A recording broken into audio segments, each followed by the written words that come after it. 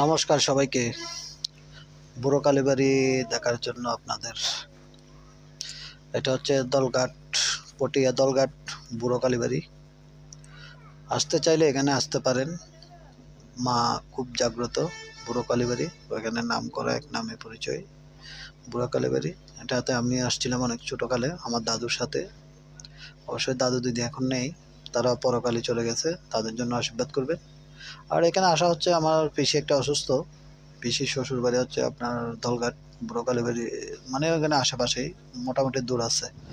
তো ওই যাওয়ার পথে বুড়ো কালীবাড়িটা পড়ছে, এক টমটম ভাই বলছে এখানে বুড়ো কালীবাড়িটা দেখে যেতে পারেন কাছে পিছে।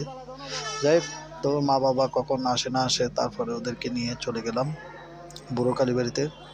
এখানে সব কিছু দেখলাম ঘুরে ঘুরে, আশেপাশে চারিদিকে খুব দৃশ্যগুলো খুব সুন্দর। আরও গ্রামের পরিবেশ তো খুব ভালো ফিল হয়েছে, খুব ভালো লাগছে, খুব সুন্দর বড় পুকুর।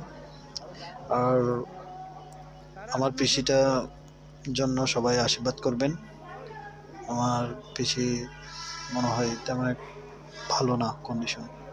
যাই হোক, আপনারা আশীর্বাদ হয়তো উনি আরও 2 দিন ভালো আমাদের সাথে কেটে যেতে পারবে, ওইটাই। যাই হোক, পিসিকে দেখলাম না। আর পিসিকে দেখার আগে মায়ের মন্দিরটা করে যাচ্ছি, সব কিছু দেখে যাচ্ছি। মায়ের মন্দির থেকে কিছু আশীর্বাদ নিয়ে যাব পিসির কপাল ছোঁয়ার জন্য, ওনারা যাই ভালো মঙ্গল হয় মতন। আর ঘুরে ঘুরে সব দিকে ঘুরে দেখলাম, খুব ভালো লাগছে।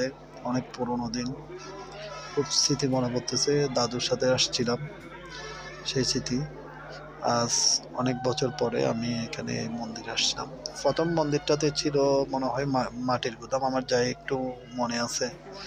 এই গুদাম থেকে এখন দেখতেছি এটা খুব বড় সড়ো বদলাই গেছে গা, এই আর কি। তারপর মাকে চারিদিকে ঘুরে ঘুরে দেখে তারপর মাকে দর্শন করলাম, মায়ের কাছে গেলাম। আপনারাও দর্শন করেন, খুব ভাগ্যের ব্যাপার আপনাদের সামনে ভিডিওটা আসছে, মায়ের ফেসটা আসছে। সম্পূর্ণ ভিডিওটা দেখছেন, ধন্যবাদ। মাকে একটা প্রণাম করেন, খুব জাগ্রত মা।